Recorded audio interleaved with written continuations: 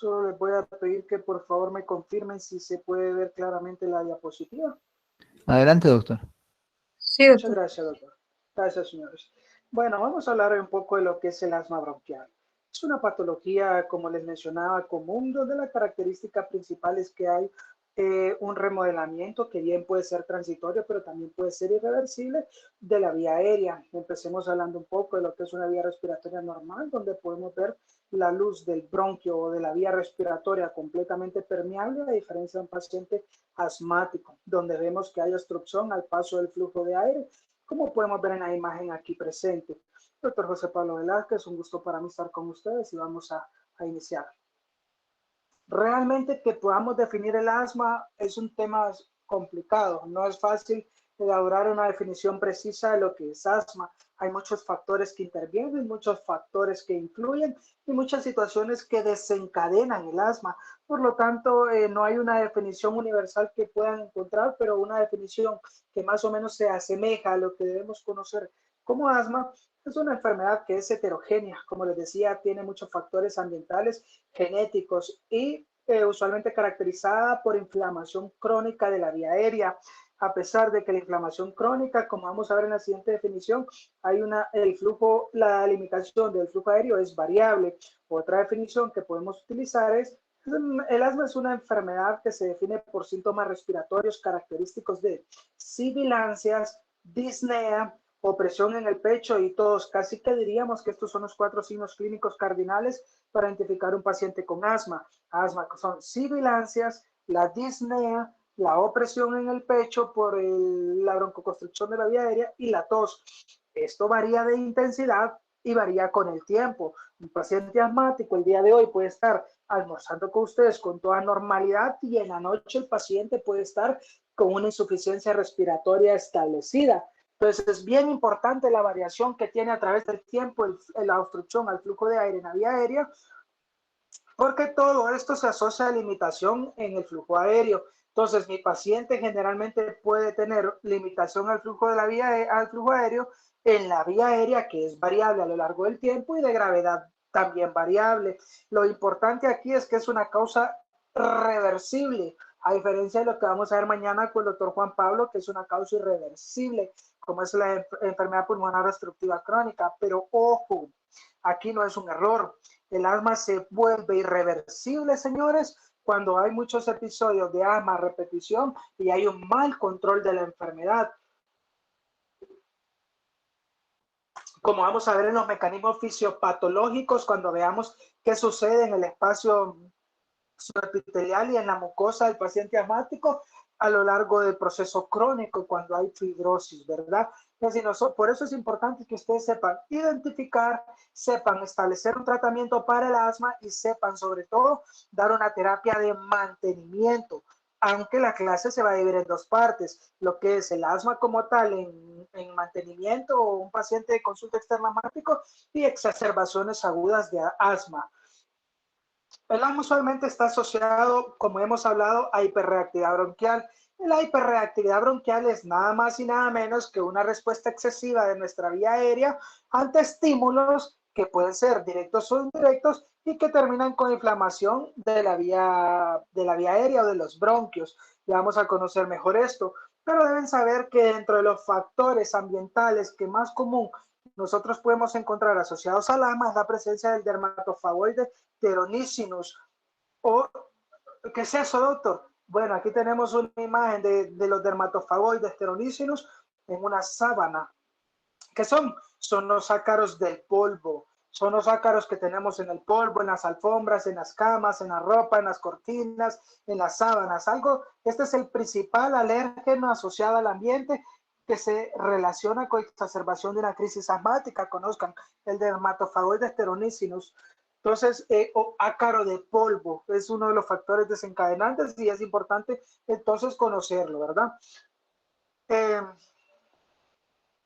El asma es una patología, señores, que está presente en pacientes que no tienen síntomas o que tienen pruebas de función pulmonar normal. Ya vamos a ver más adelante a qué nos referimos con pruebas de función pulmonar normal, pero paciente asmático no solo es el paciente que tiene sibilancias, es el paciente que tiene obstrucción de la vía aérea asociada a los mecanismos fisiopatológicos que vamos a ver, y sobre todo que en la mayoría de los casos los cuadros agudos son reversibles. Es una enfermedad donde existe más de 300 millones de pacientes a nivel mundial, donde la prevalencia principalmente es a los 3 años de edad, más o menos a partir de los 3 años, la incidencia de asma es en el número de población que más se da, y en el momento de la infancia es mucho más frecuente en los varones que en las niñas. O sea, cuando somos niños y somos asmáticos de infancia, es más probable que 4 varones tengan asma en comparación a una sola niña. Cuando uno crece y disminuye en la mujer factores protectores como los progestágenos, que vamos a ver más adelante, entonces la incidencia del asma se vuelve en realidad equiparable o va básicamente igual. Pero es una enfermedad que a lo largo del tiempo se ha conocido bien que está asociada a países en vías de desarrollo porque tiene factores que, producto de la revolución o de la industrialización, tienen un mayor número de eventos asociados a asma. Y miren, señores, es una enfermedad muy importante porque produce 250,000 muertes al año. Y estos pacientes no son señoras, no son viejitos, son jóvenes, muchos jóvenes mueren producto del asma, que es un asma fatal al momento de consultar a la emergencia. Por año vemos morir muchos jóvenes producto del asma, señores. Entonces, ¿qué evita que muera o no el asma? La detección temprana de los síntomas y la prevención. Y eso, ¿quién lo hace? Lo hacen los médicos generales como ustedes. Los casos ya más complejos pasan al internista o al neumólogo o al intensivista si hay que ventilarlos en área crítica. Pero ustedes son los ideales de evitar, los encargados de evitar que esto pase. ¿Por qué antes había más muertes? Bueno, ahora ha aumentado la incidencia de asma, es decir, hay más casos de asma, pero ha disminuido la mortalidad. Antes se veía una gran cantidad de pacientes asmáticos que morían porque el mantenimiento estaba relacionado al uso de beta-agonistas cortos. Ahora al paciente asmático, y que les quede grabado ahorita como punto clave de la clase, el tratamiento de mantenimiento del pilar son los corticosteroides inhalados. Desde que se pasó de usar los beta-agonistas cortos a los corticosteroides inhalados, la reducción en mortalidad ha sido marcada y esto ya se hace, ¿verdad, señores? Veamos cuáles son los factores de riesgo relacionados a lo que es el asma. Bueno, este es un cuadro que está en el texto capítulo 281, es el cuadro 1 de su texto de Harrison, y son factores de riesgo y desencadenantes del asma. No es lo mismo factores de riesgo que a usted lo predisponga a tener asma a factores desencadenantes. ¿Cuáles son los factores de riesgo, doctor? Bueno, son factores endógenos que usted ya trae y no va a poder modificar, excepto algunos, y hay factores del entorno. Les dije al inicio, asma es una enfermedad de características genéticas y de características ambientales. Factores endógenos o propios a usted. La predisposición genética, el componente hereditario familiar es muy importante. Atopia. El 80% de los pacientes que tienen atopias, que tienen eczema, la atopia se puede presentar de dos formas principales, como eczema o como rinitis alérgica. Si se presenta como rinitis alérgica, el 80% de nuestros pacientes tienen riesgo de presentar asma. Si nuestra reacción atópica se desarrolla como eczema o manifestaciones cutáneas, 45 a 50% de mis pacientes van a tener asma. Hipersensibilidad de las vías respiratorias, donde hay un aumento de los receptores, de los mastocitos, de los monocitos, de los neutrófilos, y nos hacen una mayor predisposición a ser hipersensibles en la vía respiratoria. El género, ya platicamos, el hombre más que la mujer, el grupo étnico, los latinos, la obesidad, señores, el índice de masa corporal arriba de 30 kilogramos sobre metro cuadrado ha sido ampliamente relacionado con casos de mayor incidencia de asma, pero no solo mayor incidencia, también mayor severidad del cuadro de asma. Entonces, esto está relacionado tanto a que hay adipocitos, adiposinas proinflamatorias que predisponen al paciente obeso a desarrollar asma, hay aumento de estas adiposinas proinflamatorias, pero también hay un descenso de adiposinas antiinflamatorias, y aparte de esto, súmenle la restricción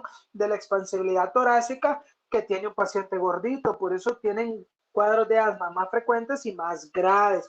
Si tienen un familiar que pese más de 30 de índice de masa corporal, presten atención a estos parámetros, ¿verdad? ¿Y por qué, primo? Te va a preguntar, porque tenés más adiposinas proinflamatorias, así de sencillo. Está ampliamente demostrado que las infecciones víricas a temprana edad son factores predisponentes para desarrollar asma, principalmente el virus sincitial respiratorio. Niños que con frecuencia tuvieron bronquiolitis y que desde la frecuencia del microorganismo aislado era virus sincitial respiratorio, señores, sin pensarlo, consideren que tiene factores de riesgo para desarrollar asma. ¿Cuáles son los factores del entorno? Alérgenos en espacios cerrados. Está demostrado que hay, al igual que el COVID, por ejemplo, espacios cerrados, hay mayor probabilidad de que produzca una mayor reacción en nuestra vía respiratoria y nos desencadenen crisis de asma. O nos predispongan a exposiciones continuas, lo mismo de alérgenos en espacios abiertos, el que es atópico y tiene alergia al polen, esto va a ser un factor de riesgo, a los olores va a ser un factor de riesgo, sensibilizantes de origen laboral, aquellos pacientes que, por ejemplo, los panaderos que están muy expuestos al trigo, entonces el hongo del trigo, de la fermentación del trigo, es una espora que con frecuencia inhalan y les va predisponiendo su vía respiratoria a hiperreactividad bronquial y desarrollar cuadros de asma. Por lo tanto, y se ha visto que estos pacientes, al renunciar o al cambiar de empleo y no estar expuesto al factor desencadenante, predisponente, mejoraban su cuadro de broncoconstricción de la broncoconstricción aérea. Entonces, sí existen, señores, los factores ambientales. Ténganle precaución y vean con importancia cuando un paciente dentro de una empresa manifiesta estos síntomas. El tabaquismo no es secreto para nadie, que es un factor predisponente. Ya hablamos de las infecciones de vías respiratorias, que puede ser producto del entorno o factores endógenos, contaminación aérea. Ojo, esto es muy importante. Actualmente, por eso les decía, el asma es una enfermedad que ha aumentado su incidencia en los países desarrollados. ¿Y esto a qué se debe? A la contaminación aérea, el ozono, el monóxido de carbono, el dióxido de azufre, el diésel, todos estos contaminantes relacionados con industria son factores que predisponen y lo ponen en riesgo al paciente para desarrollar asma. Son factores predisponentes, factores de riesgo. Se demostró claramente, por ejemplo, cuando la Alemania estaba dividida en Alemania Oriental y Alemania Occidental antes de la caída del muro de Berlín, se vio que a pesar de que en Alemania Occidental, que tenía más recursos, había más casos de asma. Y esto, cuando se quitó el muro de Berlín y las condiciones fueron las mismas en ambos lugares, la predisposición de asma fue igual, lo que nos habla de la importancia de los contaminantes ambientales y de los factores ambientales como factor predisponente. La alimentación, alimentos deficientes en vitaminas C y D, generalmente predisponen a asma, y los que son alérgicos a la aspirina o al paracetamol también, ¿verdad? ¿Cuáles son factores desencadenantes? Los alérgenos. Los alérgenos son detectados como antígenos en el organismo, y vamos a ver más adelante, y desencadenan crisis asmática. Las infecciones víricas de las vías respiratorias superiores, como ya hablamos, rinovirus, sincitial respiratoria y coronavirus, como los 4 coronavirus que vimos previamente en la clase pasada, son factores que predisponen al desencadenamiento de una crisis por asma. Son factores desencadenantes. Recuerden que hay de riesgo y factores desencadenantes.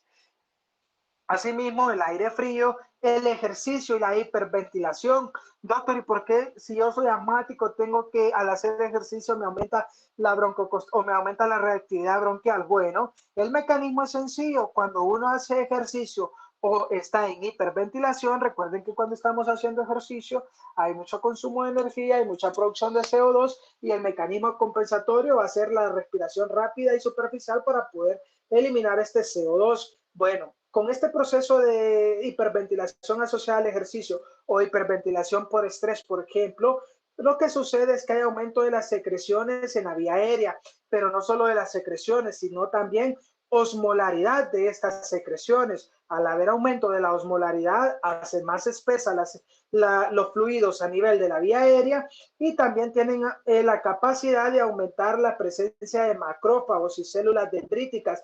Y estas dos células son altamente relacionadas con la incidencia de crisis asmática. Por eso el asmático 10 a 15 minutos antes de empezar el ejercicio se debe dar inhalaciones con beta-2 agonistas para evitar este efecto. Los fármacos, ya vamos a ver más adelante que pilar del tratamiento son los beta-2 agonistas, por lo tanto los que antagonicen los receptores beta-2 como los beta bloqueadores pueden causar asma. Lo mismo que el ácido acetil salicílico que bloquea las prostaglandinas como la D, que es broncodilatadora, por eso desencadenan crisis de asma. Ojo con estos dos fármacos. Si tiene un paciente con asma o EPOC, tengan cuidado con los beta bloqueadores que van a utilizar para tratar la hipertensión arterial, como vamos a ver más adelante. El estrés, por lo que acabamos de hablar, y los irritantes. Bueno, ahora hemos visto cuáles son los factores de riesgo y los factores desencadenantes, de la crisis. Doctor, ¿pero qué es lo que sucede en el asma? ¿Por qué el paciente asmático puede presentar una crisis asmática? Bueno, veamos la fisiopatología. En el asma hay un patrón frecuente de inflamación y este se caracteriza por la presencia de eosinófilos, como podemos ver acá, pero también puede haber un patrón de infiltración a través de neutrófilos y estos son menos sensibles a los esteroides. Tengamos en cuenta siempre esto y lo vamos a ver más adelante. Es muy diferente el tratamiento orientado al asma de predominio eosinofílico con respecto al asma de predominio neutrofílico. Pero ambos, señores, son las principales células inflamatorias que se liberan cuando hay la exposición a un alérgeno. Entra el alérgeno, que ya hablábamos que el dermatofagoides steronicinus es uno, pero hay varios alérgenos en el ambiente y en diferentes sustancias que vamos a encontrar. Entra el alérgeno. Les dije que habían dos células que son fundamentales en desencadenar la respuesta inflamatoria en el paciente asmático, que son las células dendríticas y las mastocitos. Las células dendríticas se localizan en lo que es la vía respiratoria y la región subepitelial y reciben a los alérgenos y los detectan como antígenos. A lo mismo, los mastocitos, que son células de tipo monocitos, detectan estos alérgenos que ingresaron al organismo, los detecta como enemigos y presenta esto a los linfocitos T.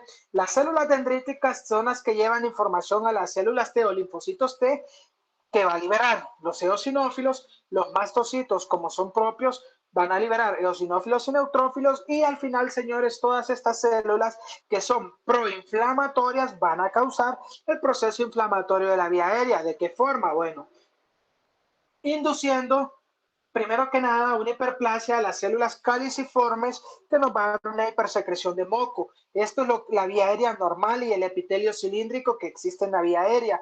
Si se fijan aquí, el epitelio es normal.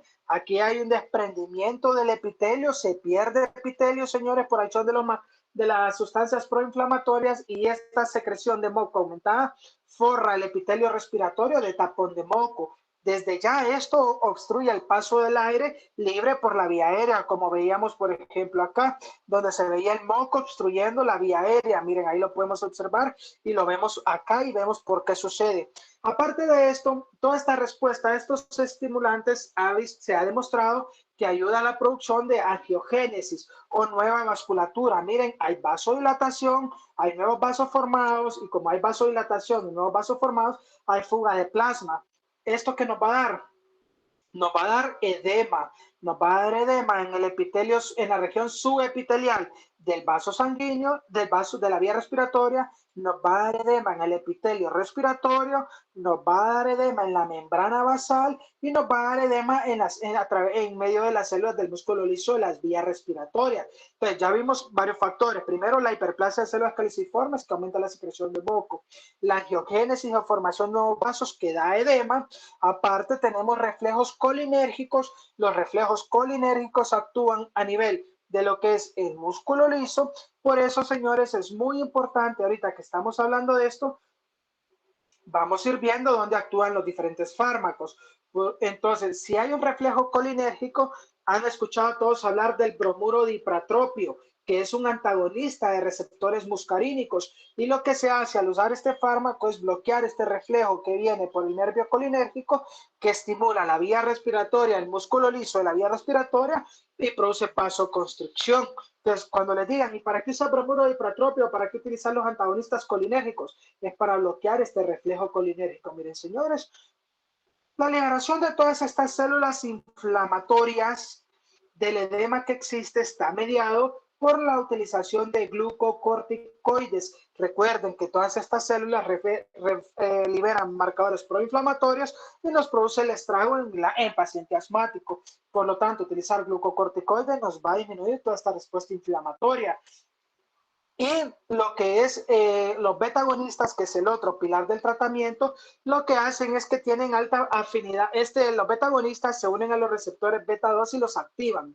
Una vez activados, estos son receptores que tienen la capacidad y la alta afinidad de unirse a la proteína adenilciclasa. La adenilciclasa lo que va a hacer es que va a aumentar el monofosfato de adenosina tricíclico en el músculo liso, y esto, señores, va a producir broncodilatación o relajación de músculo liso. Entonces, de esta forma, señores, el pilar del tratamiento del paciente asmático para mantenimiento es inhibir el reflejo colinérgico, como vemos acá, inhibir la respuesta inflamatoria sistémica que existe a través de glucocorticoides y relajar el músculo liso a través de los beta-agonistas. Entonces, esos son los tres pilares fundamentales. Ahora veamos una imagen histológica. Aquí vemos una vía aérea, un bronquio, que es parecido como que estemos viendo. Hicimos un corte más fino y lo vimos al microscopio. ¿Qué es lo que sucede? Bueno, ya vimos que hay hiperplasia de las células caliciformes, por lo cual hay aumento del moco al interior de la vía aérea. Ya vimos que hay metaplasia de las células caliciformes, que son estas, que son las que producen moco, por eso hay exceso de moco. Hay infiltrado de células inflamatorias en la submucosa. Ya hablamos de que los neutrófilos, los eosinófilos activados liberan marcadores inflamatorios e infiltran la submucosa.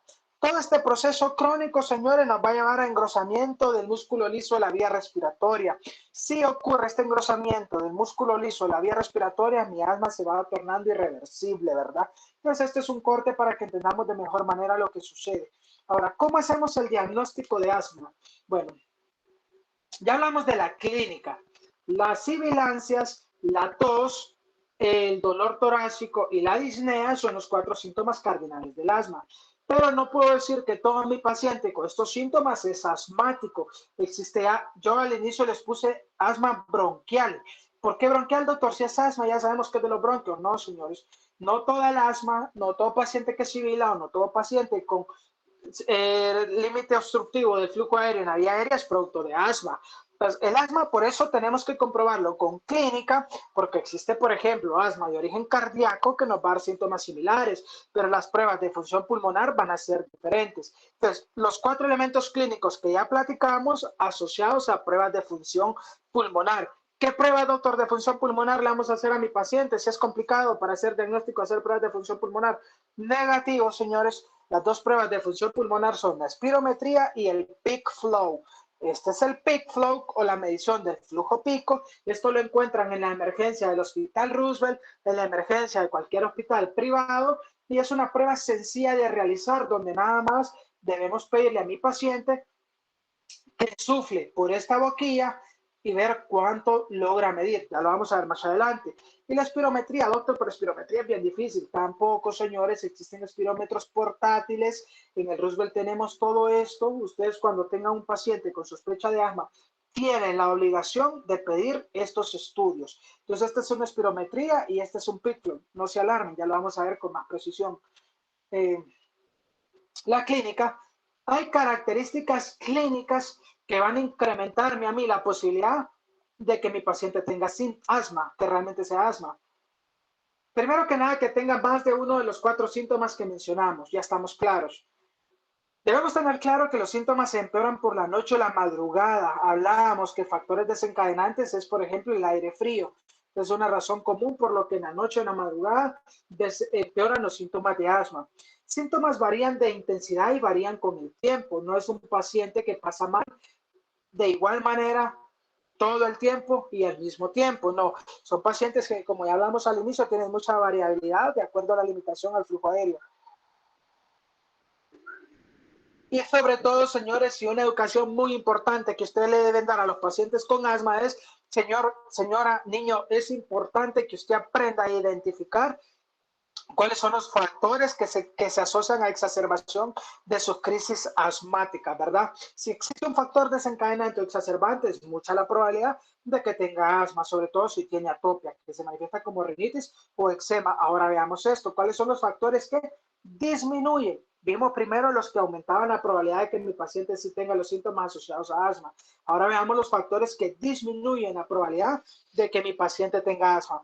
Que la tos sea aislada y no tenga ninguno de los otros tres síntomas, ni disnea, ni dolor torácico, ni sibilancias. Que tenga producción crónica de esputo. Los pacientes con asma no tienen por característica producir esputo, a no ser que estén sobreinfectados. Esta característica sí existe y es pilar del diagnóstico del paciente con EPOC, como veremos mañana. Dolor precordial es muy diferente, dolor torácico a dolor precordial. Entonces, si mis características de dolor son precordiales, es menos probable que sea asma. La disnea asociada a mareos, a aturdimiento o a parestesias.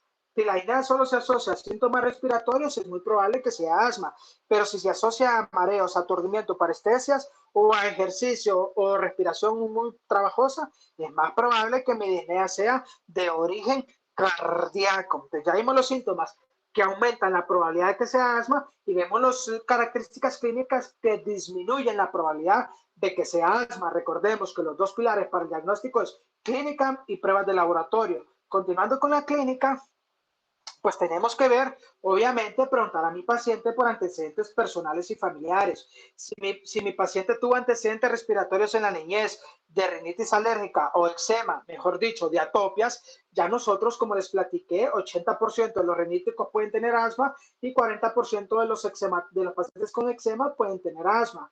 Y la historia familiar de asma o alergia. Recuerden el componente heredofamiliar o heredogenético del asma. Muy importante, señores, preguntar esto. Al examen físico, ¿qué vamos a buscar? Bueno, vamos a evaluar la nariz para ver si hay datos clínicos de rinitis alérgica o poliposis nasal. La poliposis nasal es muy importante tomarla en cuenta, así como la rinitis alérgica, ¿verdad, señores? Pues tengamos esto siempre presente o siempre en mente.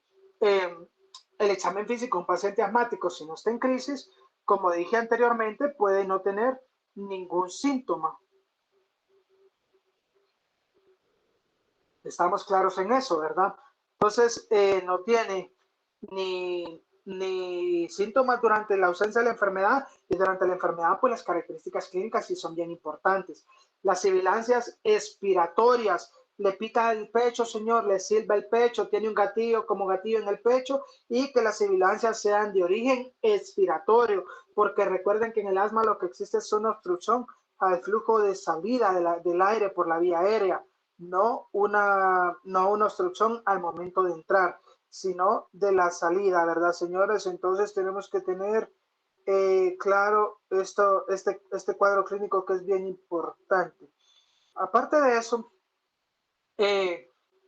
no tiene que haber crepitantes ni sibilancias inspiratorias, ¿verdad? Como lo que estamos hablando. ¿Por qué? Porque las sibilancias inspiratorias ya nos arrojan más a un proceso obstructivo o cardíaco que una obstrucción de la vía aérea. Y los crepitantes ya no son tanto en vía aérea fina, sino en bronquios gruesos, y el asma afecta principalmente la vía aérea fina.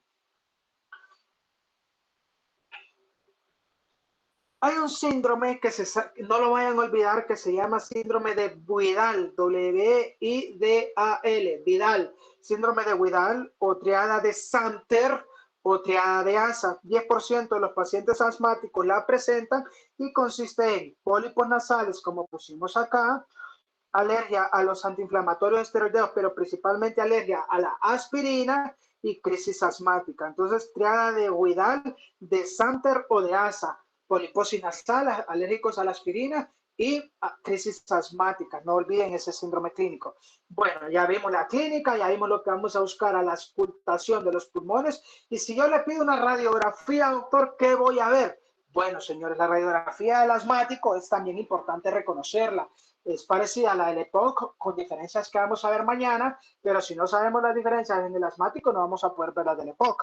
Entonces, ¿cómo vemos una placa pulmonar de un paciente con asma? Las características radiológicas que vamos a encontrar, si estamos hablando de que es una patología que obstruye la salida al flujo aéreo, vamos a encontrar una radiografía con pulmones grandes, porque hay aire retenido. Mi paciente asmático retiene aire, por eso hay una placa con pulmones grandes, señores. Entonces, los pulmones están con bastante aumentados de tamaño, son pulmones grandes.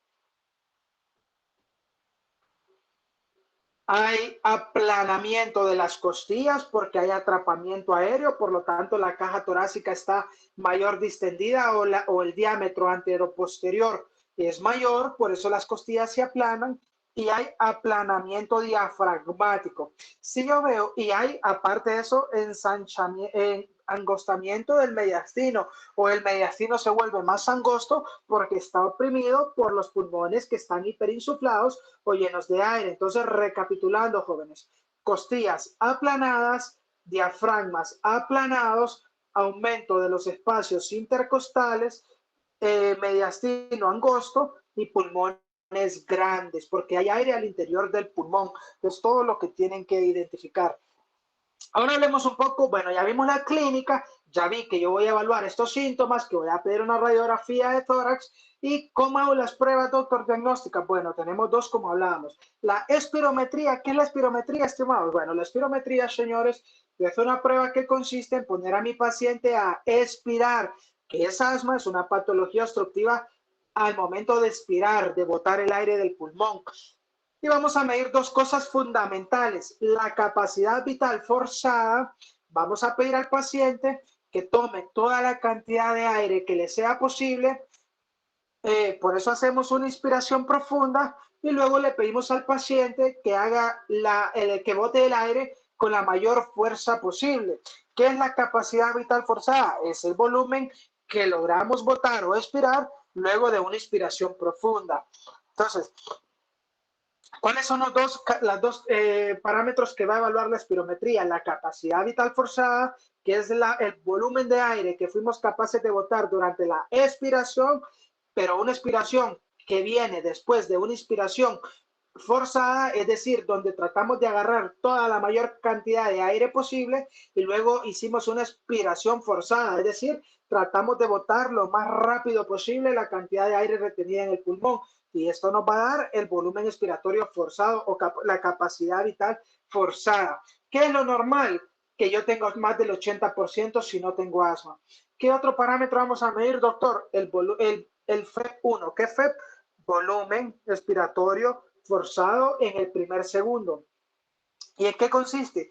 Es el volumen máximo expirado en el primer segundo de una expiración forzada, es decir, qué cantidad de volumen o volumen de aire yo fui capaz de expulsar en el primer segundo de mi expiración forzada. Voy a sacar estos dos elementos, que este igual debe ser normal, arriba del 80%, y luego voy a sacar lo que se denomina índice de Tifeneu, que lo vamos a ver más adelante, que es nada más y nada menos que la relación de este FEP1 que ya vimos con la relación de la capacidad vital forzada. Por esta razón, estos dos parámetros deben salir de la espirometría. Le pedimos al paciente que se coloque el espirómetro en la nariz, en la boca, tapamos la nariz para evitar que el aire salga por la nariz y le pedimos que haga 3 expiraciones profundas. Le pedimos de la siguiente manera: Carlos, por favor, tome la mayor cantidad de aire que usted puede en sus pulmones. Inmediatamente la haya alcanzado la mayor capacidad, bótelo con la mayor fuerza posible. Y esta medición al momento de botar el aire son las que quedan registradas en el espirómetro en la pantalla, como vemos así, pero veámosla más claro. Entonces, esto es una espirometría. ¿Cómo la interpretamos? Bueno, se denomina espirometría forzada y presten atención a este método diagnóstico porque nos va a servir mucho cuando hablemos de POC.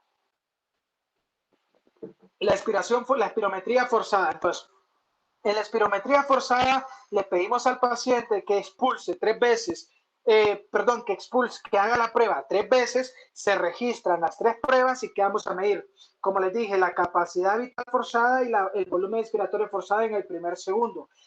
Tenemos que saber cuál es la edad de mi paciente, cuál es el peso y cuál es el sexo, porque en base a esas 3 variables se estima un predicto. Por ejemplo, si yo tengo a Carmen de 22 años, de 60 kilos, ya sé que es mujer, que tiene 60 kilos y que tiene 20 años, ya la máquina automáticamente me tira un valor predicho o el valor ideal que ella debiese tener de capacidad vital forzada y de FEP1. Luego le pido a Carmen que haga las 3 pruebas para ver por qué hacemos 3, para garantizar que las mediciones sean de calidad. Luego se toma la mejor prueba de las 3 en cuanto a la capacidad vital forzada, la mejor prueba de las 3 en cuanto al flujo expiratorio en el primer segundo y se toma la mejor de las 3 en cuanto al índice de Tifenau o la relación de FEP1 y capacidad vital forzada. Entonces, ¿qué nos va a dar esto? Aquí miren, se saca la mejor prueba y calculamos cuánto es el porcentaje predicho. Si yo sé, por ejemplo, que Carmen, la mejor prueba de Carmen, que es la primera que hizo, me dio 5.54 y fue el mejor valor de capacidad vital forzada, pues yo lo voy a comparar con mi valor predicho. Yo esperaría que Carmen me hiciera 5.37 y parto para sacar el porcentaje del predicho, calculo lo que me dio en la mejor prueba con el predicho y esto partiendo este valor entre este valor me da 103%. Si saco la relación me da 1.03 y lo multiplico por 100 para el porcentaje me da 103. Habíamos hablado de que es normal cuando tiene más de 80%. Entonces, ya sé yo que Carmen tiene una capacidad vital forzada normal. Lo mismo hacemos para el FEP1 por relación de el volumen expiratorio forzado en el primer segundo y por ejemplo Carmen me dio 109. Ya habíamos dicho que lo normal era arriba de 80, por lo tanto Carmen está normal. Pero estos dos datos no me dicen si mi paciente tiene asma o no. Lo que me dice si mi paciente tiene obstrucción de la vía aérea es el índice de Tifenau, que es la relación de estos dos que medimos previamente. Si lo hacemos con Carmen, entonces tenemos que 5.5, tenemos la relación que sería sacando el índice de Tifenau y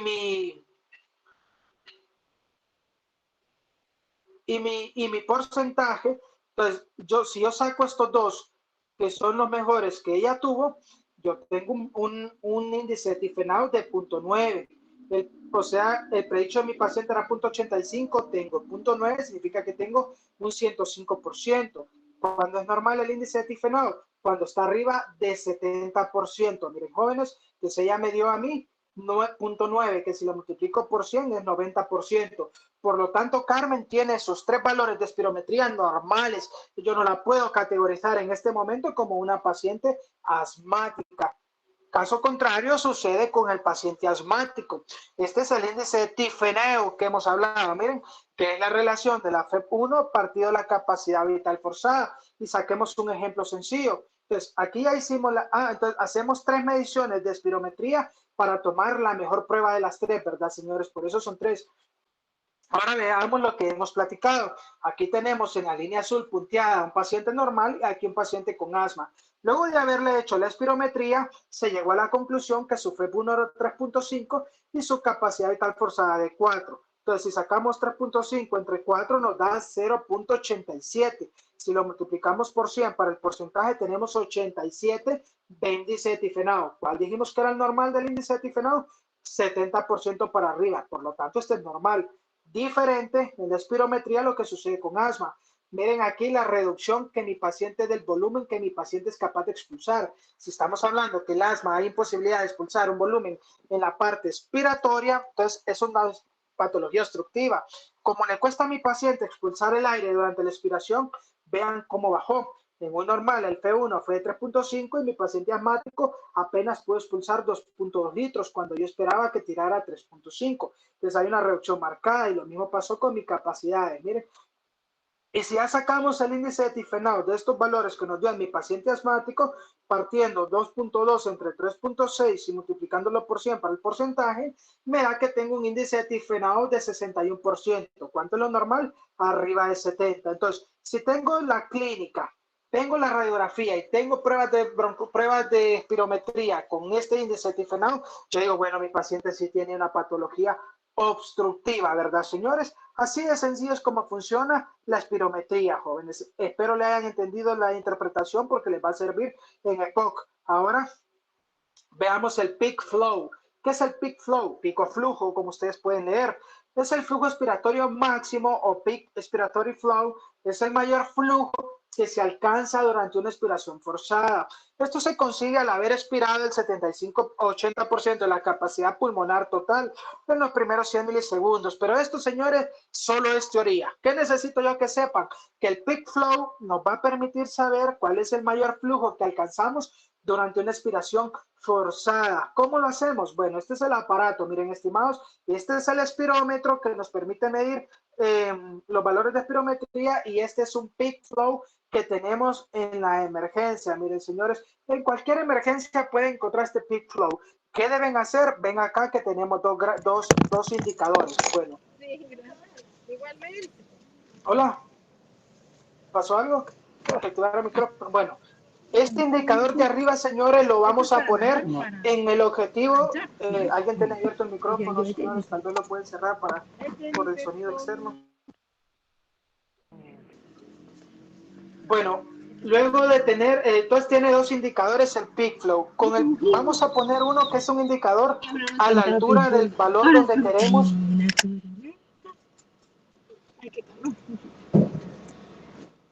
Doctor Juan Pablo, tal vez podemos utilizar el micrófono de... ¿A qué hora me dijiste que te pusiera el mensaje para ahora? A las 4. Ah, es Cristian.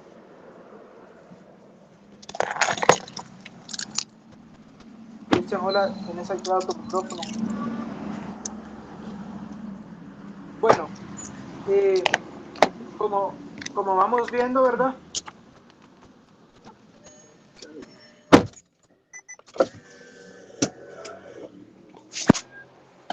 Entonces, como vamos viendo, este es el peak flow y este es el espirómetro, ¿verdad, señores? Entonces, el peak flow lo vamos a utilizar para poder medir en la emergencia a mi paciente que llegue con patología obstructiva. Este de acá, bueno, entonces este es el espirómetro y este es el peak flow. ¿Qué vamos a hacer? Ponemos este indicador en el valor que deseamos para nuestro paciente. Pero doctor, ¿cómo voy a saber yo cuál es el valor que deseo para mi paciente? Bueno, surge, señores, de una forma fácil, de esta gráfica. Esta gráfica está en internet, no necesitan memorizarla, pero es una gráfica que les va a decir más o menos cómo sacar la relación. Si tengo un hombre, yo tengo que saber la altura y tengo que saber la edad. Si seguimos con el ejemplo de Carolina, que tiene 20 años y Carolina pesa 1.6 metros, entonces yo, mi peak flow esperado lo tengo que poner en 568. Recuerden que hablábamos que es el flujo que se alcanza durante una aspiración forzada en los primeros 100 milisegundos y debe ser del 75 al 80% del esperado. Ahora, si yo tengo un hombre que pesa 40 años y mide 1.9 metros, mi peak flow va a ser 649. Entonces, en el aparato, con este indicador, yo tengo que poner 649. Luego le voy a pedir a mi paciente también de la misma manera que haga una aspiración forzada y me va a indicar con este otro indicador que tenemos acá cuál fue el volumen que alcanzó. Señores, esto es sumamente fácil de hacer, está en emergencia y en todo paciente con EPOC o asma que ustedes vean y vayan a iniciar tratamiento, por favor, midan peak flow, no lo olviden porque es lo que les va a determinar si lo pueden enviar a casa, si hay reversibilidad de los síntomas y si mi paciente ha mejorado o no después del tratamiento. Entonces, limitación al flujo aéreo ya lo determinamos, que es cuando en una espirometría tenemos un índice de difenol abajo de 70. ¿Y cuándo es positivo mi test de reversibilidad? Bueno, cuando yo logré medir una espirometría basal en mi paciente y luego de esto yo le doy terapia con broncodilatadores como salbutamol, por ejemplo, le doy 100 a 200, le doy de 2 a 4 dosis de 100 a 400 microgramos de salbutamol, por ejemplo, inhalado, o un beta-2 agonista de acción corta, y luego a los 15 minutos vuelvo a medir la espirometría. Si yo veo que en mi espirometría, mi FEV1 aumentó más de 200 ml y no es O, es I, 12% del valor basal, entonces luego de 10 a 15 minutos de la administración de salbutamol o fármacos beta-agonistas, pues le doy los 200 a 400 microgramos de salbutamol o fármaco similar, a los 15 minutos hago la espirometría y si mi FEV1 aumentó 200 ml y 12% del basal, entonces, señores, yo digo que mi paciente tiene reversibilidad a la vía aérea. Y esto nos permite hacer también el diagnóstico de asma, como vamos a ver en una diapositiva que sigue después de la que vamos a ver ahorita. Entonces,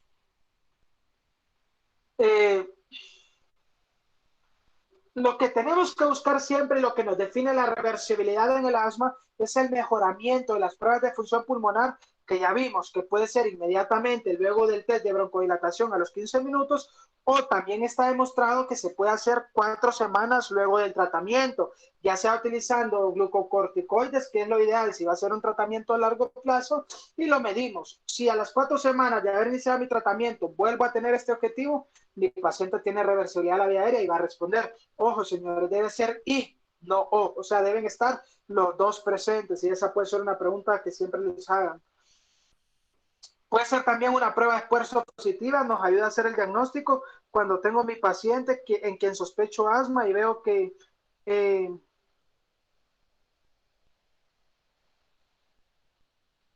entonces vemos, ¿verdad? En este contexto que lo que tenemos es que luego de haber hecho la prueba de esfuerzo hay una reducción del FEP de 10% o de 200 ml de la basal.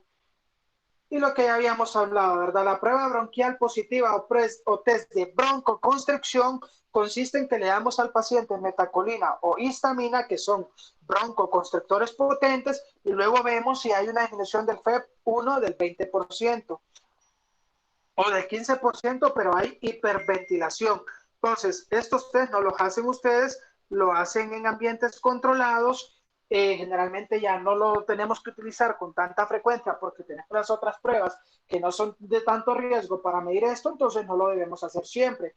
Pero sepamos que existe una prueba de broncoconstricción donde damos meticolina o histamina, y si hay una reducción del FEP del 20% o tan solo del 15%, pero mi paciente hiperventila, es positiva.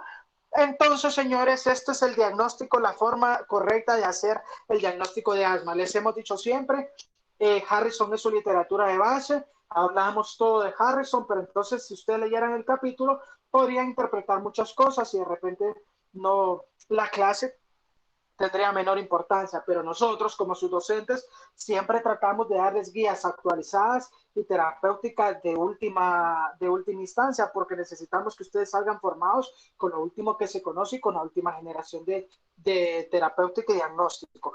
Esta es una guía, este es un protocolo algoritmo diagnóstico de las guías GEMA, que es las guías del manejo del paciente asmático, son guías europeas. Entonces, ¿cómo lo hacemos? Bueno, tenemos, ya hablamos, que es clínico y con pruebas de pulmonares. Si tenemos un paciente con síntomas de asma, sibilancias, dolor torácico, tos y disnea, bueno, entonces ahora voy a comprobar si mi paciente es asmático o no. Y lo que hago es una espirometría. Entonces, si mi espirometría me da un patrón obstructivo, que ya hablamos que es la relación de tifenado menor a 0.7, entonces yo ahora ya sé que mi paciente tiene síntomas y signos, pero también ya sé que mi prueba de espirometría reporta un patrón obstructivo. Ahora, ¿qué sigue? Determinar si mi paciente va a responder al tratamiento o no, porque si no va a responder al tratamiento, de nada me sirve saber esto. Entonces, hice los síntomas, hice la espirometría y le doy una respuesta de broncodilatación. Ya hablamos que la respuesta de broncodilatación debe ser con un betagonista de acción corta, 200 a 400 microgramos, y a los 10 a 15 minutos repito la espirometría, y si mi F1 cambió y subió más de 12% del basal y más de 200 ml, entonces yo hago mi diagnóstico de asma, ¿verdad, señores? Entonces, así hago el diagnóstico de asma. Y listo, ahí terminó todo, señor. Usted es asmático, pero le va a ir bien con los fármacos que le vamos a dar. Entonces, son 3 etapas, señor. Los síntomas, las pruebas de función pulmonar y la prueba de reversibilidad. Son los 3 pilares fundamentales del diagnóstico. Pero si yo hice la prueba de reversibilidad y mi FEP1 no mejoró 12%, entonces yo tengo la obligación de ir a hacer fracción excretada de óxido nítrico o test de feno. Señores, también se hace en Hospital Roosevelt. Hospital Roosevelt es el laboratorio de fisiología pulmonar y de función pulmonar más completo que existe en Guatemala. Solo hay 2 laboratorios a nivel privado que tienen similitudes en las pruebas, pero no tienen el equipo que tenemos nosotros como institución. De ahí ningún hospital del estado ni siquiera se acerca, y los privados tienen equipo parecido, pero no similar. Nosotros sí hacemos todo lo que están viendo acá. Entonces, si nuestra prueba de reversibilidad no fue positiva por los cambios que ya establecimos, le puedo ver la fracción excretada de óxido nítrico a mi paciente. El óxido nítrico se libera cuando tenemos hiperreactividad de la vía aérea. Cuando mis niveles de inmunoglobulina E están elevados en mi vía aérea, entonces yo tengo mayor liberación de óxido nítrico, por lo tanto espero que mis valores de óxido nítrico sean arriba de 50. Si yo hice el test de medición de óxido nítrico y está arriba de 50, también, aunque esto fue negativo, esto apoya mi diagnóstico. ¿Por qué? Porque el óxido nítrico solo se eleva en la vía respiratoria cuando tenemos niveles de inmunoglobulina E elevados, que va con el cuadro de hiperreactividad bronquial, ¿verdad? Pero si fue a un menor de 50, es decir, que tampoco tengo mucha inflamación o mucha presencia de inmunoglobulina E en la vía respiratoria, tengo una tercera opción, que era la que hablábamos, esta de medir posterior a las 4 semanas. Entonces, le doy a mi paciente glucocorticoide bioral, especialmente prednisona, 40 miligramos día, y a los 14 o 21 días yo vuelvo a repetir la espirometría. Si normalizó mi patrón, significa que mi paciente sí responde a la terapéutica, pero es un proceso más largo. Y también lo diagnostico con asma, ¿verdad, señores? No solo se puede usar prednisona 40 al día, también podemos utilizar glucocorticoides inhalados en esta dosis. Entonces, así, señores, es como hago mi diagnóstico de asma. Primero que tengo síntomas, luego que tengo patrón obstructivo y luego que tengo respuesta. Si no tuve respuesta, mi óxido nítrico, si está elevado, me está diciendo a mí que entonces sí tengo inflamada la vía aérea y que tengo mucha hiperreactividad bronquial. Pero si también esta me salió negativa, bueno, igual vamos a dar tratamiento, señor, porque tengo la alta sospecha y en 21 días yo lo voy a volver a ver, pero que utilizando el tratamiento. Si veo que las pruebas de función pulmonar mejoraron con esto, pues entonces veo reversibilidad y lo clasifico como asma, señores. Ahora, si tengo duda y mis valores de referencia de la espirometría inicial son arriba de 0.7, igual hago la prueba de broncodilatación y veo que hay mejoría, pues bueno, listo, señor, igual, aunque su prueba de función pulmonar está normal, por eso les decía al inicio que el asma se puede diagnosticar en pacientes asintomáticos y con pruebas de función pulmonar normal. Pero si yo tengo la alta sospecha de que mi paciente es asmático y mis pruebas de función pulmonar están normales, igual hago mi prueba de vasodilatación y me sale positiva, bueno, usted tiene asma porque responde a este tratamiento. Pero si este no responde, igual si la prueba de broncodilatación no responde, mi espirometría inicial fue normal, bueno, hago la variabilidad domiciliaria 3 días seguidos, le digo a mi paciente que se vea la variabilidad del flujo pico 3 días, durante 3 días, una vez al día, y si este es más del 20% la variabilidad en los 3 días, bueno, usted varió, señor, usted sí tiene asma. Lo mismo con el óxido nítrico que ya habíamos visto acá, y hay una prueba de broncoconstricción, pero como les digo, esta es última instancia, y en aquellos pacientes con espirometría normal, donde le vamos a dar meticolina o histamina y vamos a ver que hay una reducción del 20% del FEP1. Si esto pasa, me reduce al 20% con los broncoestimuladores, entonces es positivo y mi paciente es asmático. Pues, señores, pilar de esta diapositiva, síntomas, prueba de espirómetro negativo y prueba positiva y prueba de broncoconstricción, de broncodilatación positiva o que responde a tratamiento es asmático. Eso es lo que se quiere que lleven, pero tengan en cuenta todos los elementos. Esta es una forma de ver la reversibilidad, ¿verdad, señores? Donde vemos el FEP1 por broncodilatador menos el FEP1 pre-broncodilatador entre el FEP1 pre-broncodilatador por 100. Como les dije, debe ser mayor a 12% para decir que mi paciente responde, y aparte mi volumen debe subir 200 ml. Estas son las fórmulas nada más para que sepan de dónde nace esto, y la variabilidad que hablábamos acá nace de acá, ¿verdad, estimados? Variabilidad mayor al 20% en 3 días de una semana nos indica que existe variabilidad diaria y que mi paciente responde. Y esta es la fórmula también, nada más para que las conozcan. Evaluemos el asma. El asma, señores, lo fundamental en el asma es saber si está controlada o no está controlada. Si yo tengo a mi paciente mal controlado, mi función, mi meta y mi objetivo es llevarla a un asma controlado. Entonces mi función es en todo momento llevarla a un asma que esté controlado. Debemos evaluar el control de síntomas en las últimas 4 semanas, debemos identificar y modificar factores de riesgo para crisis, que ya vimos cuáles son los desencadenantes, y evaluar la función pulmonar una vez hemos instaurado tratamiento a los 3 a los 6 meses, y después periódicamente cada 3 o cada 6 meses para ver que mi paciente esté controlado. Entonces, ausencia de síntomas en las 4 semanas, que no hayan exacerbaciones,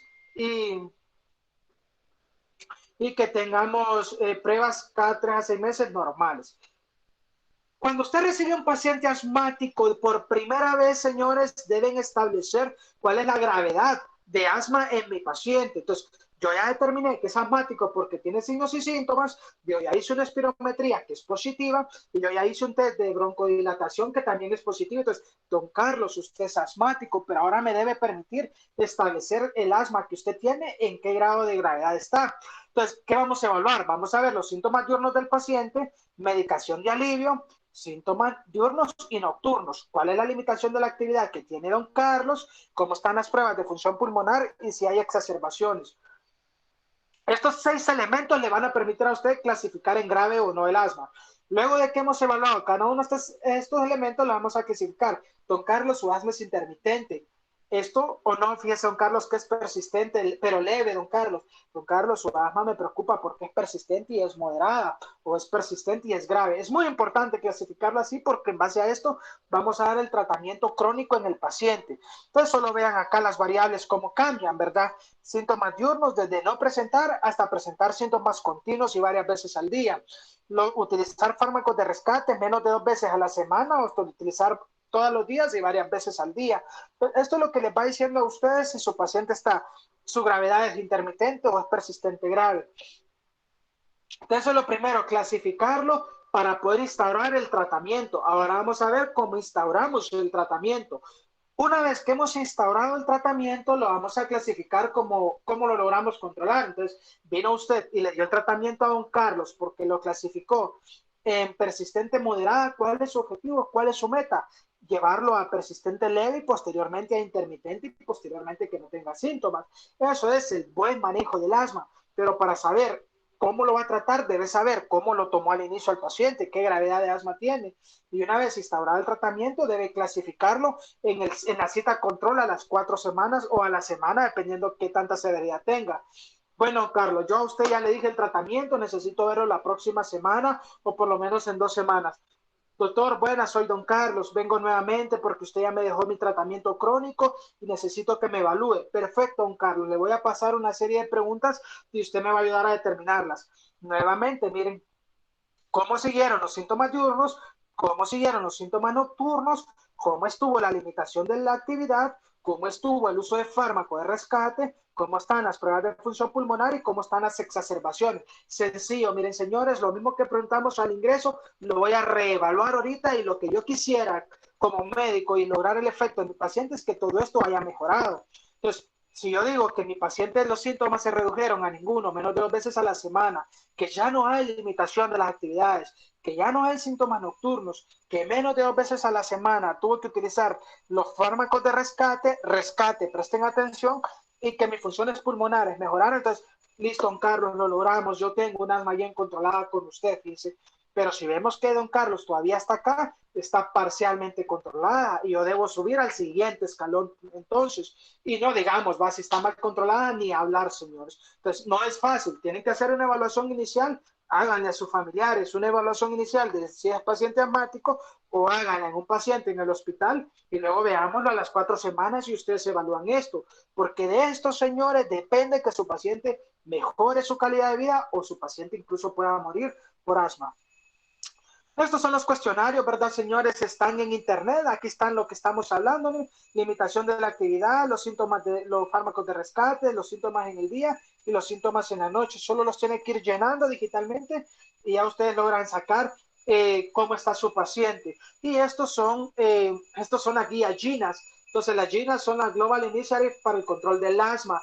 Pues existen las GINAS, que es la versión en inglés americana para el control del asma, existe la GEMA, que es la guía española para el control del asma, y existe Harrison. Son las 3 literaturas que utilizamos acá, las GINAS, las GEMAS y el asma, lo más nuevo que existe, y por lo tanto ustedes, señores, deben ser capaces de manejar asma.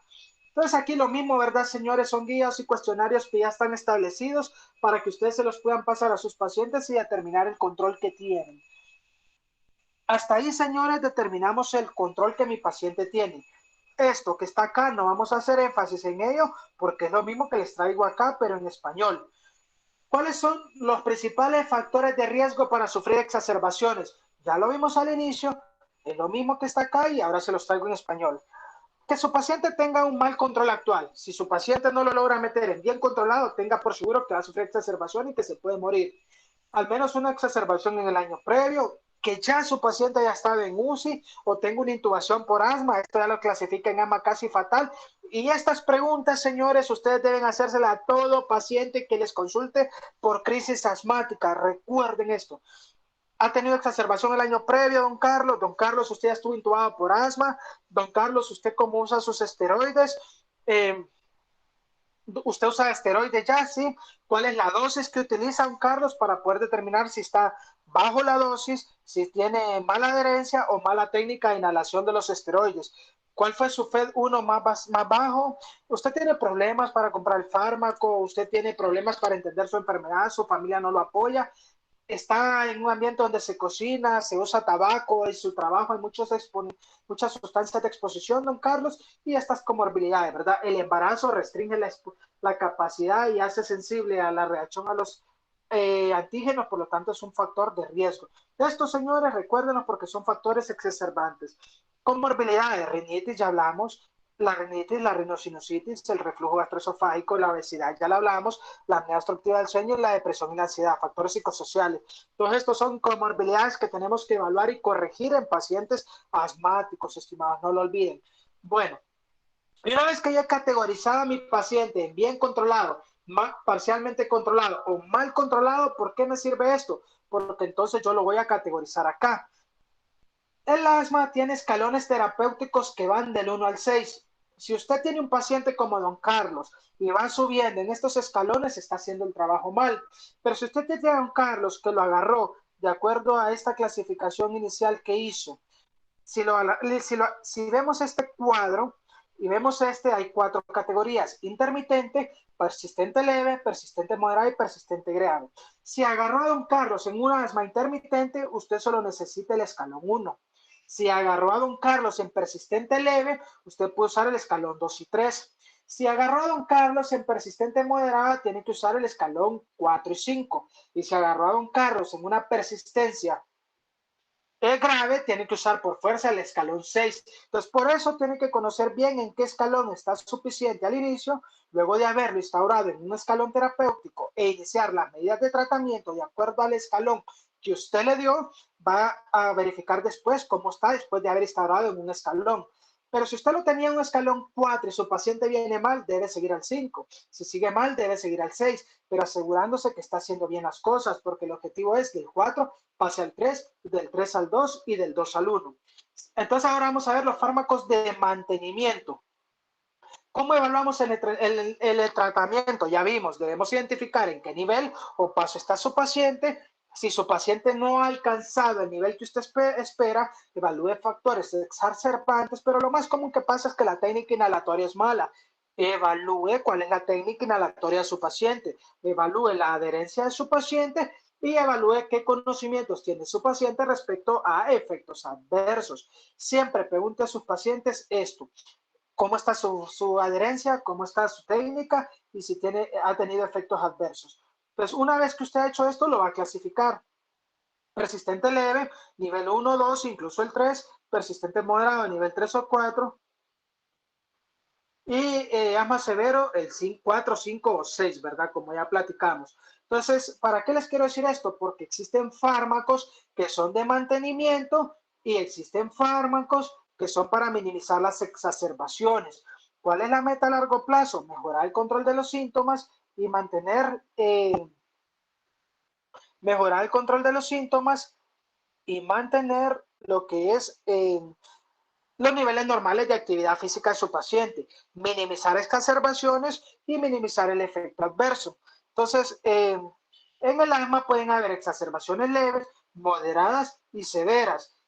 ¿Cuál es el pilar fundamental, señores, del tratamiento del paciente con asma si nos basamos en lo que es la terapia de mantenimiento? Los glucocorticoides. Miren, señores, corticoides inhalados o sistémicos. les dije al inicio, y por eso les puse esta diapositiva acá. La mortalidad antes se relacionaba porque para mantener el asma, o sea, para evitar exacerbaciones o tratamiento de mantenimiento, usábamos beta-agonistas. Se cambió después con el tiempo porque se determinó que con los corticosteroides les iba mejor y esto redujo la mortalidad. ¿Por qué, señores? Porque está ampliamente demostrado que el pilar fundamental del tratamiento como fármacos de mantenimiento en el asma viene dado por lo que es los glucocorticoides. Entonces existen medicamento para control, medicamento de rescate y terapias agregadas. Clasifiquémoslos así. Si yo quiero medicamentos para control, son los que voy a utilizar en cualquier escalón y son estos que tenemos acá. Y aquí se los dice, miren, de elección, estos son los fármacos que vamos a utilizar para control. Esto reduce la inflamación de la vía aérea, controlan los síntomas y reduce el riesgo de futuras exacerbaciones. Los de elección son los de la línea azul oscuro. Pero si no tenemos esto, podemos utilizar estas otras opciones. Y cuando hablamos acá de rescate o para prevenir futuras exacerbaciones, hablamos de estos fármacos que están aquí a demanda. Mire, así de sencillo es interpretar este cuadro. Entonces, señores, claro, existen fármacos para control de los síntomas, que es el que va a usar su paciente a lo largo de la terapéutica para reducir de un escalón a otro. Entonces, si yo lo detecté a don Carlos en el escalón 3, yo tengo que darle fármacos de control. Tomen nota, ¿cuáles son los fármacos para control del paciente asmático? Los glucocorticoides sistémicos o inhalados, que es el de elección, el gold estándar, el que siempre debemos usar. También podemos utilizar beta-agonistas de acción larga. Aquí no son los beta-agonistas de acción corta, son los beta-agonistas de acción larga, ya lo vamos a ver. Podemos utilizar también anticolinérgicos, antagonistas de los receptores colinérgicos, y podemos utilizar también, antes se utilizaba teofilina, pero ahora ya está en desuso. Podemos utilizar también en este esquema los antileucotrienos y podemos utilizar los inhibidores de inmunoglobulina E. Todos esos, señores, son de mantenimiento. ¿Por qué? Bueno, si sabemos que inmunoglobulina E es lo que va a predominar acá, utilizamos un anticuerpo monoclonal que bloquee la liberación de inmunoglobulina E. ¿Cuál, doctor? Omalizumab, señores. Si sabemos que los leucotrienos son los que están desencadenando la respuesta inflamatoria, entonces, ¿qué hacemos, señores? Bloqueamos los leucotrienos con fármacos antileucotrienos. Si sabemos que hay un componente colinérgico importante, damos antagonistas colinérgicos como lo que es el bromuro de hipratropio. Si sabemos que lo que hay es mucha contractura del músculo liso, le damos lo que es los beta-agonistas, los beta-adrenérgicos de acción larga para mantener relajado este músculo liso. Dice, lo que sabemos que hay es un alto componente inflamatorio que está más que demostrado que en el asma las exacerbaciones vienen dadas por el componente inflamatorio, entonces que usamos esteroides, ¿verdad? Esos son los de mantenimiento, señores. ¿Cuáles son los de rescate? Bueno, de rescate tenemos varias opciones. Los beta-2 agonistas, pero de acción corta, ahí es donde entra el salbutamol y el albuterol que conocemos. Y el único beta-2 agonista de acción larga que entra como rescate es el formoterol, porque tiene un inicio de acción rápido, ya lo vamos a ver más adelante. Aquí en fármacos de rescate entran los glucocorticoides por vía intravenosa, entra el sulfato de magnesio que lo usamos con frecuencia, y entra lo que es la adrenalina, sobre todo la racémica, ¿verdad? Entonces, una vez que hemos visto que hay fármacos de control y fármacos de rescate, veamos acá. Si mi paciente está en escalón 1, o sea, es intermitente, no le doy nada de mantenimiento porque se mantiene bien y solo le doy de rescate SABA. ¿Qué significa SABA? Beta agonista de acción corta. Short acting beta agonist. Beta agonista de acción corta. Si solo le doy a demanda. Si mi paciente, si don Carlos está en persistente leve, que puede ser escalón 2 o 3, yo le puedo dar inicio. Bueno, don Carlos, mire, usted está bien. En realidad, le voy a dar glucocorticoides inhalados a dosis baja. Entonces, le doy un esteroide inhalado a dosis baja, porque dijimos que de mantenimiento los esteroides son el pilar del tratamiento, a dosis baja. Pero si don Carlos está persistente leve, pero más tirando a moderado que leve, siempre le doy glucocorticoides a dosis baja y le asocio un long action beta agonist, agonista beta adrenérgico de larga acción. Entonces, de rescate son los de short action y de mantenimiento son los de long action. beta agonista de acción larga. Entonces, si ya es persistente leve, tirando a moderada, siempre dosis bajas de glucocorticoides, pero le agrego un beta agonista de acción larga. Ahora, si don Carlos está en persistente moderado, ya le subo a la dosis de glucocorticoides, siempre con LABA.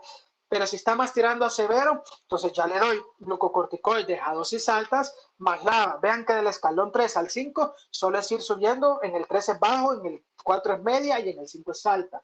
Si a pesar de estos dos tengo otras opciones, ¿verdad, señores? Entonces, si mi paciente, por ejemplo, no quiere usar esteroides, porque le va a dar osteoporosis, porque tiene sangrado, porque le va a dar cuche, porque va a aumentar de peso, hay que convencerlo que lo tiene que usar, pero si realmente los efectos adversos superan el beneficio, tenemos otra opción.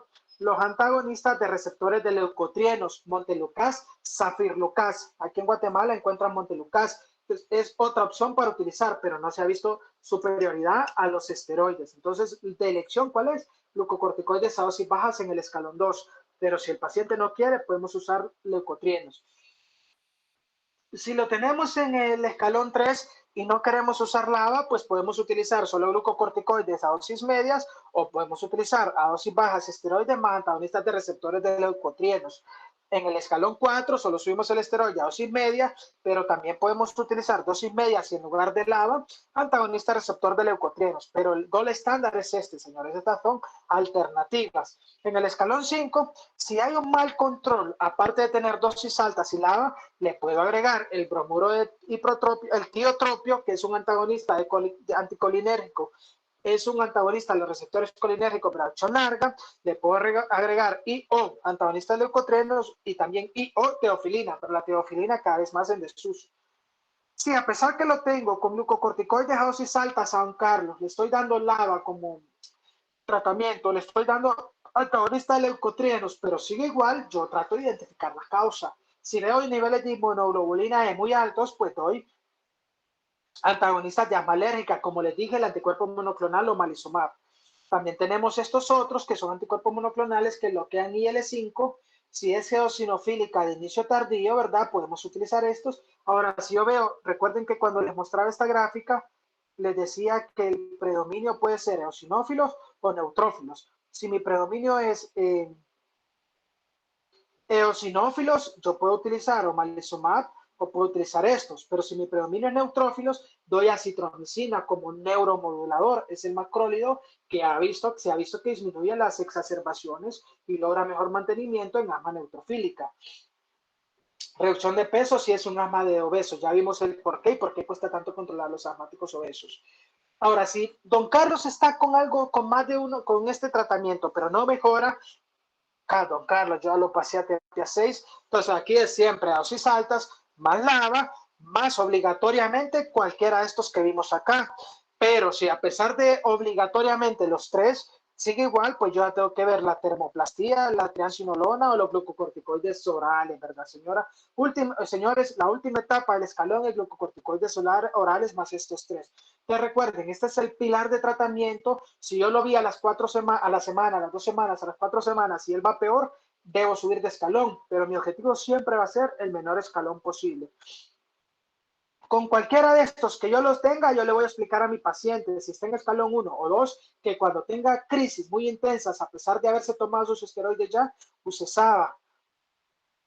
Pero si yo ya tengo a mi paciente en cualquiera de estos escalones, yo ya le voy a decir que utilice SABA o utilice glucocorticoides inhalados a dosis baja más formoterol. Recuerden que les dije, de rescate, el único beta agonista de acción larga que se puede utilizar es el formoterol porque empieza rápido su efecto.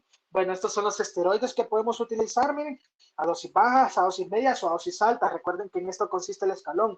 Glucocorticoides a dosis baja, a dosis medias o a dosis altas. Pues aquí los tienen. Los que más utilizamos son la budesonida, la fluticasona, la mometasona, cualquiera de estos tres. En pacientes con COVID se está usando mucho fluticasona, sobre todo propionato de fluticasona, que es el flixotide. Entonces, dosis bajas, dosis medias y dosis altas. Entonces, si es escalón 2, dosis bajas. Si es escalón 3, dosis medias. Si es escalón 4, escalón 3, 4 y 5, bajas, media o alta, y ya el 5 y el 6, dosis alta, ¿verdad? Entonces, como lo tenemos acá. Escalón 2, dosis baja, escalón 3, dosis baja más nada, escalón 4, dosis media, es el único que lleva dosis media, y ya el 5 y el 6 son dosis altas más los otros acompañantes. Pues esto, a esto es a lo que nos referimos. Entonces, mire señora, usted va a utilizar ahora propionato de fluticasona, pero va a utilizar 500 microgramos, ya no usar 250 porque usted está en escalón 4. A esto me refiero, señores. Y ¿cuáles son los? Ahora veamos, hablamos ahorita de la terapia crónica, de cómo usted va a dar el mantenimiento del asma, pero una cosa delicada que tenemos que tener en cuenta son las exacerbaciones asmáticas, que esto es por lo que los pacientes nos consultan entre la vida y la muerte a las emergencias de medicina interna. Entonces, tenemos que tener siempre claro el contexto de exacerbaciones asmáticas. Entonces, los factores que predisponen a que mi paciente con asma tenga exacerbaciones y que llegue con asma de riesgo vital, o sea, asma casi fatal, es, por ejemplo, que don Carlos ya estuvo en intensivo, ya estuvo intubado, tuvo ventilación mecánica. Señores, ese paciente a la mínima seña de que se está poniendo mal, vaya al hospital inmediatamente, no lo vayan a tener en casa. Estos son factores que le hacen saber a usted que su paciente puede tener un asma fatal o casi fatal.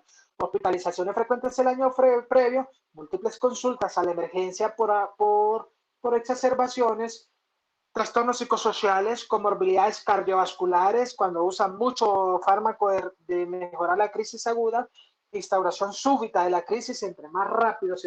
Los pacientes asmáticos pueden presentar crisis asmáticas de instauración lenta, que se da en semanas, y de instauración súbita, que se da en promedio de horas, más o menos 3. Las de instauración súbita, señores, son las más peligrosas, porque son desencadenadas por factores agudos en el ambiente, pero tienen la ventaja de que son también las que más rápido resuelven si nos ponemos alertas en el tratamiento. Y pacientes que ya no lo volvieron a ver usted para ver en qué escalón estaba. Si es una exacerbación aguda del asma, lo vamos a evaluar de acuerdo a la escala de exacerbaciones asmáticas. ¿Qué vamos a ver? Vamos a ver cómo es la disnea. Y lo clasificamos en leve, en moderado, grave o fatal. Si la disnea es leve, pues es leve la crisis. Si es moderada intensa, es intensa. Si es muy intensa, es paro respiratorio. Pero ¿cuáles son importantes? Siempre platique con él. Si escucha que ese paciente solo puede hablar en párrafos, está bien, porque todavía no le cuesta hablar. Pero si solo habla en frases o frases cortas y no puede terminar la oración, está delicado. Si su frecuencia arriba de 20, es delicado. Si su frecuencia cardíaca es arriba de 100, es delicado. No digamos sistema bradicardia, porque ya se está muriendo su paciente. Músculos accesorios obviamente no deben estar, y si están presentes ya dice que está grave. No digamos si llega con disociación torácico-abdominal. Las sibilancias. Si usted escucha sibilancias, es un caso leve o moderado grave.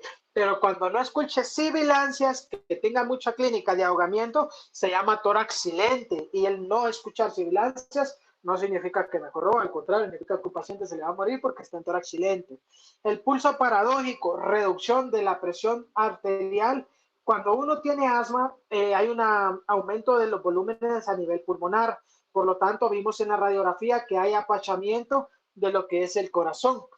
Y por lo tanto, al aumentar la inspiración, a la inspiración hay metida de aire. Por lo tanto, aumenta más el nivel de volumen a nivel pulmonar y reduce las presiones. Si hay una reducción de más de 10 al 25 milímetros de mercurio de presión en la inspiración, su paciente está delicado, señores.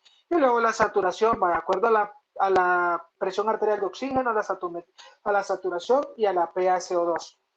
Tengan siempre presente esto para saber cuáles de sus pacientes van a ser fatales y en qué tipo de exacerbación aguda llega.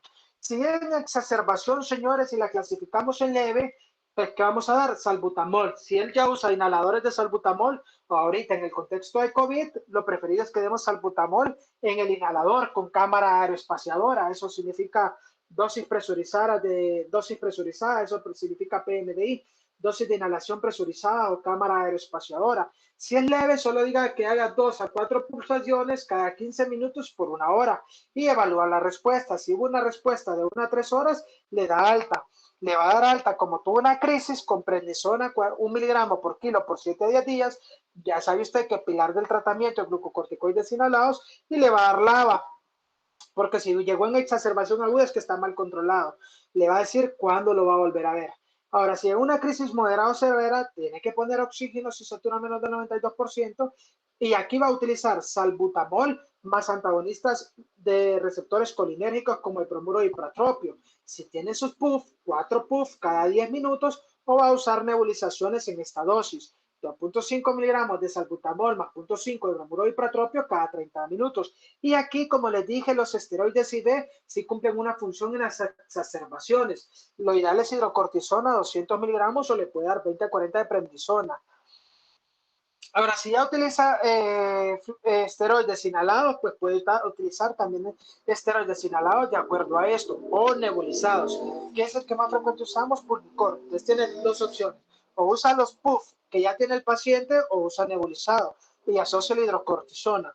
Pero si está en paro cardíaco inminente, oxígeno, la nebulización, como ya hablamos, la hidrocortisona IV 200 miligramos, y considerar ventilación si lo necesita, ingresar a intensivo. Estos pacientes en estos dos cuadros se mueren, señores. Y si no tratamos bien y lo mandamos a casa, regresa así y termina así, se muere.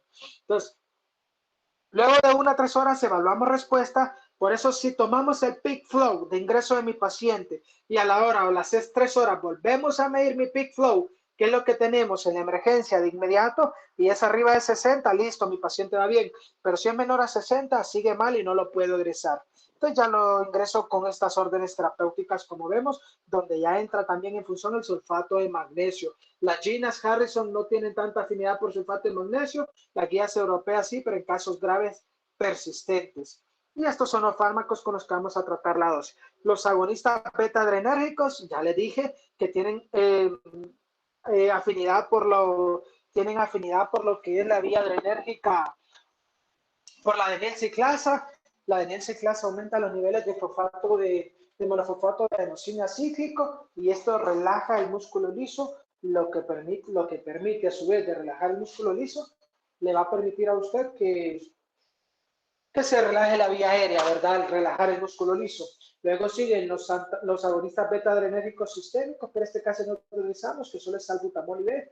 Luego siguen los antagonistas colinérgicos, como el bromuro ipratropio, como les mencionaba en su momento. Muy importante tomarlo en cuenta y consideración, ya vieron que es para las crisis de moderadas a graves. Y lo que hace el bromuro ipratropio es bloquear, como les enseñé en la gráfica, los receptores colinérgicos, como les enseñé al inicio, y al bloquear estos receptores colinérgicos disminuyen el efecto de las fibras nerviosas colinérgicas sobre el músculo liso. ¿Para qué?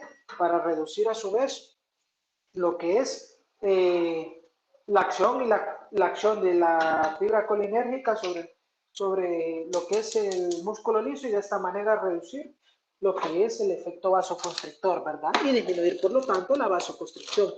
Entonces, estas son las dosis, como les dije, el salbutamol de 2.5 a 5, el bromuro de ipratropio, dosis de 0.5 generalmente cada 20 minutos, y también tenemos los glucocorticoides, que pueden ser sistémicos o inhalados. Ya les había mencionado que cuando son podemos usar las dos opciones, sistémicos o inhalados, y que los glucocorticoides son el único fármaco que se sabe que actúa sobre la cascada inflamatoria. Hay muy pocos receptores beta-2 en las células inflamatorias, por lo tanto los beta-2 no tienen un efecto principal sobre las células inflamatorias. Y recuerden que lo que les desencadena toda la respuesta secundaria son estas mismas células inflamatorias, ¿verdad, jóvenes? Por lo tanto, los esteroides también son pilar fundamental del tratamiento del paciente asmático en una exacerbación aguda. El sulfato de magnesio, como les dije, lo que en crisis grave persistente, y lo que hace el sulfato de magnesio más que todo es bloquear las fibras nerviosas dependientes de calcio.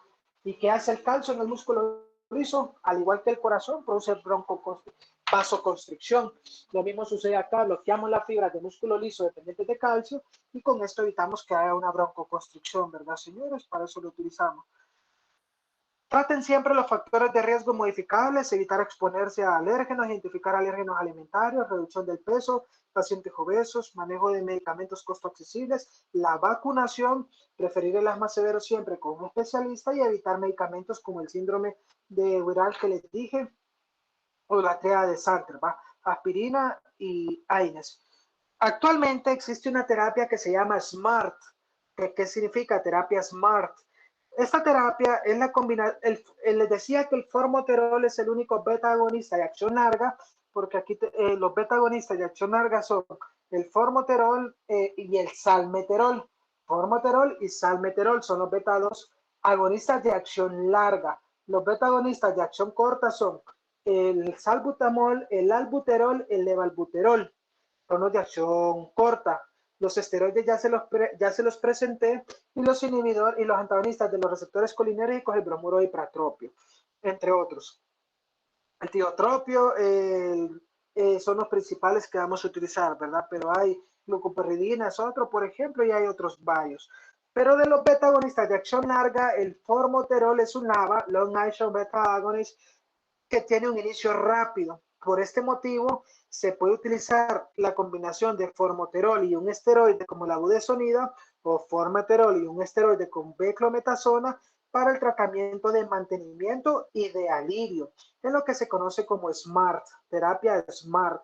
¿Por qué la utilizamos la terapia SMART? Porque demostró tener menor riesgo de agudizaciones requiriendo glucocorticoides sistémicos, con una reducción del 25% de las exacerbaciones. Hay menos hospitalización, con una reducción del 28% de las hospitalizaciones, y ya hay una mejoría del FEV1 y de los despertares en la noche por asma. Hay una mejoría leve del control del asma y sobre todo de la calidad de vida. Por eso cuando le pregunten en qué consiste el tratamiento SMART, es en la combinación de formoterol con cualquier esteroide, puede ser budesonida o beclometasona de elección. ¿Y por qué es SMART? Porque cuando veíamos la terapia de mantenimiento, veíamos que un glucocorticoide más un LABA eran fundamentales en el escalón 3 al 6. ¿Y qué combinación podemos utilizar? Esta, ¿verdad? El LABA, que es formoterol, y glucocorticoide, que es la budesonida. Pero aparte de usar para mantenimiento, cuando tenemos formoterol lo podemos utilizar para alivio. Entonces ya no le vamos a indicar al paciente, aparte de todos estos fármacos, no le vamos a indicar ya usada, sino que solo le vamos a indicar el tratamiento SMART, formoterol y glucocorticoide para mantenimiento, y que cuando tenga crisis o exacerbación utilice ese mismo fármaco para responder a la crisis, porque el formoterol actúa rápido. Bueno, señores, el lago más hermoso del mundo, que es el lago de Atitlán, conocido por todos, imagino. Ha sido un gusto y un placer para mí darles la clase. Espero que hayan podido aprovechar las diferentes temáticas tratadas, y a continuación vamos a dar unos cuantos minutos para poder responder preguntas. Gracias, José Pablo, por otra excelente clase. Entonces, tenemos este tiempo para preguntas o algún comentario que tengan sobre el tema del día de hoy, ¿verdad? De lo que acabamos de ver. Vamos a revisar si las quieren escribir como siempre lo hemos hecho, o si las quieren pues mencionar a viva voz también. Bueno, lo que alguien piensa o se le ocurre alguna pregunta, si tuviesen alguna, lo importante no solo en asma